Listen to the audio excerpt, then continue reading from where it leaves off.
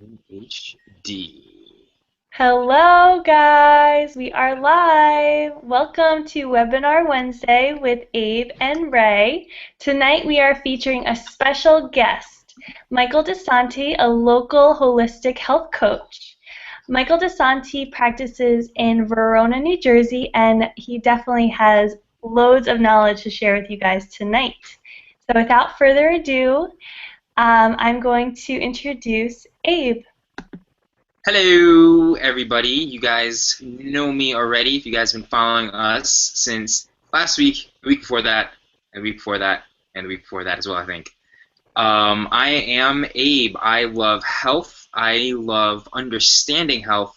But more so than anything, I like understanding myself as best as I possibly can because I can only give out into this life as much as I have personally for myself. So, tonight it's going to be an interesting conversation, and a really, really good conversation at that. Every time I have a conversation with the individual I'm going to be interviewing tonight, Mike, it's always wonderful. Hands down, always absolutely wonderful. So, if without further ado, Mike, if you want to kind of, I know Rachel kind of introduced you, but if you want to say what's up and give him a little snippet about yourself. Absolutely. Good to see you guys. Always a pleasure to connect with you. So I'm Michael DeSanti, a holistic health and wellness coach in Verona, New Jersey. And a little bit of background on myself. I was brought into the nutrition world and the health and wellness world when I was young, when I was 17. My mother was diagnosed with breast cancer, and she just believed that there was another way, a different way than just chemotherapy and radiation that her doctors were telling her. This was 1997. And she decided, listen, I think there's another way. I'm going to explore nutrition. I'm going to explore lifestyle and health and wellness. And we radically changed her diet. And we radically changed the information that went inside and out and stayed outside of her body. And that was 17 years ago. And without a drop of chemotherapy and radiation, my mother's still alive and well today. So as a young man, I was really propelled into the power of nutrition and health and healing at a very young age. Then later on in my life, I saw how personally my lifestyle, my early mid 20s lifestyle with work and being stressed out and over caffeinated, over alcohol, and over responsible, or too much responsibility as a young guy coming out of college and working a stressful job. I saw how lifestyle takes a major toll on your health. So I radically changed my diet and lifestyle so that I could feel optimum again. And that was 2009. And I realized then that I left my job and left my old lifestyle and dedicated my life to helping people get out of the hole that I found myself in at one point. So that's what I do on a daily basis. And I love every minute of That's beautiful, man. Thank you for expressing yourself in that way. And I already actually have a question, for you, Mike. And the question really sparks from getting into the aspect of health and nutrition. There's a lot of people who we know, who at least I've met personally since I've been, working with Young Living now for coming up, I think around 7 or 8 months.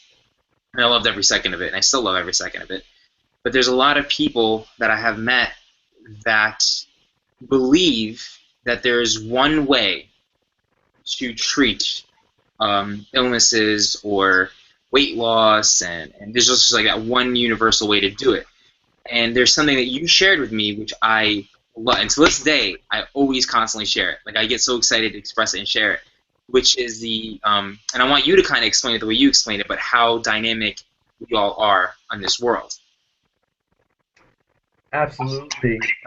I think what the human mind and just what makes us feel more comfortable is when we can link up this caused this. And in order to fix it, all I have to do is retrace my steps. And when we start to look at nutritional theory and food theory, we want to say that food is just calories, and it's just an equation. It's just a science of let me do this amount of calories in, this amount of calories out, and my body will do the rest. And that's completely not true. If that was working, we'd all be happy, healthy, and fit and energetic. It's not working because food is so much more than just calories. Food is love, food is connection, food is guilt, food is emotion, food is ancestry, food is tradition, food is energy, food is information, food is everything. It's tied into every aspect of your life. So to just take a simple approach of, oh, let's take every one and mold them into one way of eating or one way of living or one way of seeing everything, you're completely dismissing the emotional body, the spiritual body, the past, the conditioning, and what food and health and healing represents to each individual. It's what in my line of work we call bio-individuality. One man's food could be another man's poison. What works for one woman could be destroying another based on their inner ecology, their gut system, their age, their weight, their stress levels, their lifestyle, you name it. A cupcake to me is a very different thing than a cupcake to, someone who has gone through a major trauma, right? We eat different seasonally, we eat different in our different stages of our lives. Who here is eating the same way at 6 that they were at 60? It, your diet changes, your nutrition changes, your nutritional needs change. So to try and take 7 billion people and conform them into one way of eating, living, and seeing the world is very, very short-sighted. It's your mind wants to do it, but it will never work. Awesome. And Mike, I want to ask you to explain something that I always think about. And a lot of people ask me, how should I eat? What should I eat? Like, what should I diet? Like, what should I eliminate? And I always think about something that you said to me. It's not about that. It's not about what. It's more about the how. So could you, I guess, kind of elaborate on that a little bit? Yeah, absolutely. It's interesting, going back to bio-individuality, going back to one man's food or one woman's food is another person's poison. What ends up happening is when we have such an obsession around food, sometimes it can be a very unhealthy obsession. How we show up to the table is very, very critical. Because if I'm showing up to the table stressed out and angry and locked up and unforgiving, and my relationship with food is, I'm stressed and I'm in a stressed state. What I've actually done is I've turned off my digestion. I've literally sent a message to every chemical in my body saying I'm under stress or I'm not safe. So if I show up to the table with self-loathing or stress or anything like that, I'm actually sending a whole cascade of chemical reactions into my body, which is not optimizing my digestion, which is not going to assimilate my food, and it's not going to really nourish me. I would rather one of my clients show up and eat a cupcake happy than a carrot stressed out. Because with the carrot stressed out, if I'm in a stressed, obsessive, emotional state, number one, I've turned my digestion off. And number two, I'm eating more out of self-loathing than I am self-love. So to put yourself in a happy state, a grateful state, a present state, something as simple as taking 5 deep belly breaths before you eat can absolutely change your entire digestive pattern just by giving thanks before you eat can radically change how your body assimilates it. So, yes, how you show up is just as important as what you put in. And when I deal with certain clients that have emotional eating patterns and things like that, a lot of times we work on the how, not even the what. I'll give you a perfect example.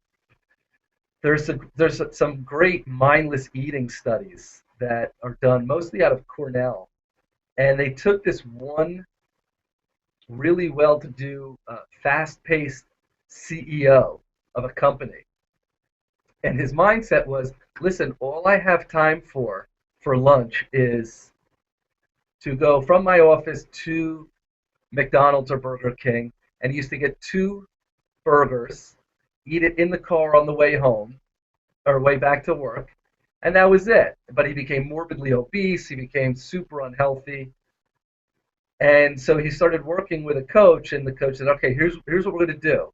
You're going to make two agreements with me. We're not going to change what you eat. We're going to change how you eat it.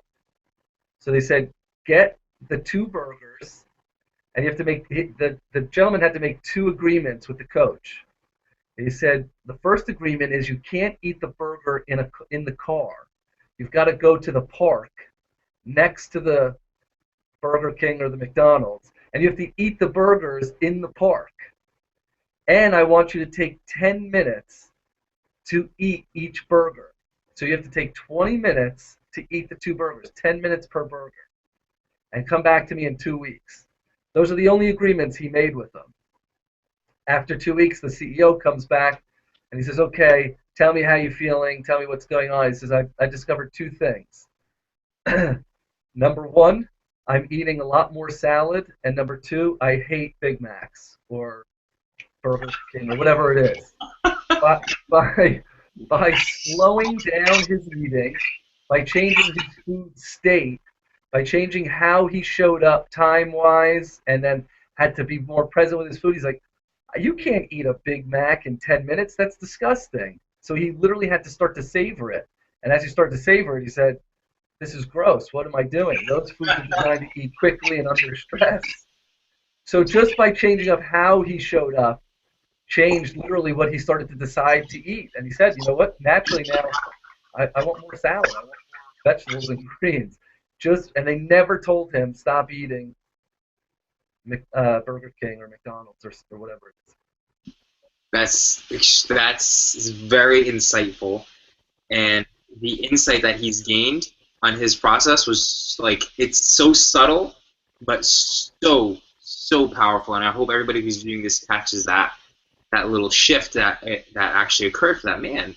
So the next thing that I have to ask you, Mike, is, have you ever been in a point? I mean, I think everybody goes through this at one point in their life with anything related to through food, like when you wanted to make a really conscious effort in changing your life, but you might have faced difficulties at first and it might have been so hard. Have you ever experienced that in your life? Yeah. Absolutely. Mostly in my 20s. I was mentioning a little bit before, I was really working hard. I was being groomed to take over a multi-million-dollar company. And the more responsibility they gave me, the more stressed out I got. And I noticed what was happening in my job was I used to travel quite a bit. So I was living out of suitcases, and I would go away on a trip, and I'd be stressed out and, like I said, over caffeinated, over vodka, trying to really wine and dine clients and things like that. And I would leave for a trip, and I'd say, all right, I'm going to be conscious. I'm going to be smart this week. And I'd come home, I'd be 5 pounds heavier in a week. And then the next week I'd say, all right, I'm going to try it again. I'm going to try it again. I'm going to try it again. And I was using willpower. And if anyone realizes, willpower only lasts so long.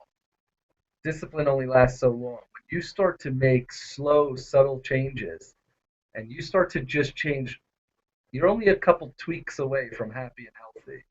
You're never some gigantic Mount Everest away from real sustainable change.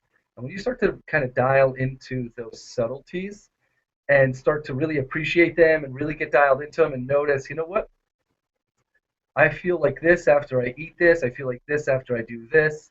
I'm either energetic or I'm sluggish or this and that. When you start to dial into those little subtleties, that's actually what makes more long, sustainable change than just doing some kind of crash course or, all right, I'm just going to use my willpower and not, eat the things that I love. That's not going to work. It may work in a short term. It's never going to work in the long term.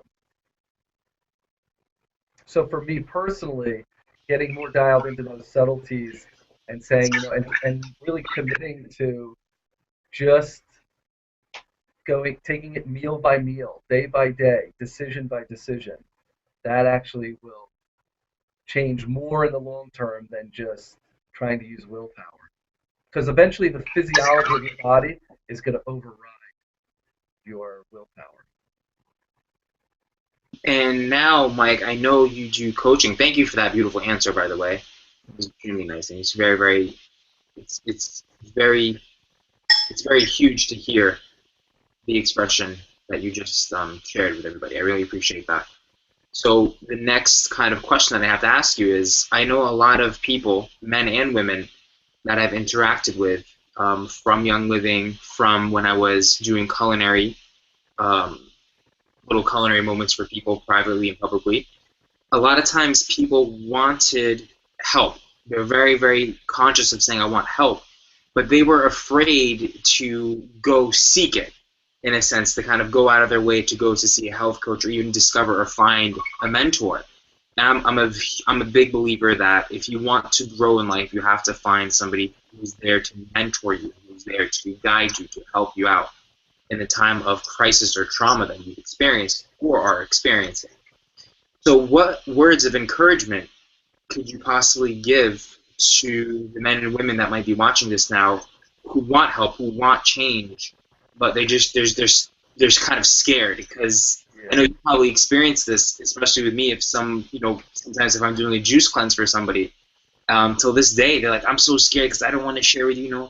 Yesterday I just had a Kit Kat bar and I don't know how to feel about that, because they attach such, as you said, energetic value in words, really, really hard, heavy words towards foods, which is kind of preventing them to really fully being expressive and heard. So what words of encouragement would you give to those people? It's interesting how, we're the only species in the world that needs to be told and taught how to eat. Deer aren't born with a field guide on what's poisonous and what is edible, right? So there's so much shame and confusion wrapped up into food, and people are there's actually more information now than there ever has been, and people are just more confused than they've ever been. Mm. So ultimately what happens is that confusion and that paralysis really causes people to not seek out help. I find more so men than women, just because maybe of a societal standard that, that I don't really think the conversation of health has really found the language and communication yet, mostly for men. I'm working on that. But anything you want to achieve in life, if you have the right team around you, you will achieve it exponentially faster. Mm. Yes. And so if you develop rapport with people, yeah, and you know your boundaries too. You know where you begin and end, and you know your shortcomings. You know where you want to improve your blind spots, but you also know your strengths. If you develop rapport with people, you will exponentially achieve anything you want faster with the help of others. Mm. So what I do is, in my life, I always try to have 3 levels. I try to always have someone above me who I look up to, who I respect, who I call for guidance, who I reach out to. So that's my coach. Okay, so always have someone above you to help you navigate your path and your future. People you respect financially, people you respect health-wise, spiritually, whatever it is. Okay? Always have someone above you. At the same time, at any moment in your life, always have someone or a group of people equivalent to you. People that are going through the same thing at the same pace, who are struggling with the same issues so that you're navigating together. So there's a relatability to that. So you always want someone or a group of people above you to help you light and navigate your way. You always want a group of people or someone even with you at your pace or at your level. And then you always want to have someone you coach. You always want to have someone behind you to help you see how far you're progressing. Because you'll never be, and also you'll never be truly happy and fulfilled in life if you learn something and you don't give it back and contribute it. So always have someone above you that's coaching you. Always have people or a person or a group of people equivalent to you, and always have someone that you are coaching or helping. So if you have those three coaching dynamics in your life, you will advance, improve, and grow exponentially faster than someone who won't reach out for help, or someone who thinks they can go it their own, or someone who actually is withholding information or knowledge back to other people. Always have those three learning, coaching, teaching dynamics in your life. I love you. That is the most powerful statement. It's so simple and so clear that it's crucial for not only, it's applicable to many, many, many areas of life, whether it's coaching, whether it's business development, whether it's you want to be healthier, you want to be more fit. That's why there's even groups of individuals who do the same concept, they're working together. And I know, Mike, you're doing a lot of amazing side projects that I'm witnessing now on Facebook, and I'm hearing about that you're doing on the side as well. I know you do the Health Coach Kitchen. I think that's kind of a collaboration process, right? Yes, that's a little bit of my answer and my partner's answer. I'm working with two other male health coaches, Pablo Garcia and Nick Odo. And what we're trying to do is we've noticed there's a conversation in health that's missing men. It's not, the conversation hasn't, the language hasn't struck men yet.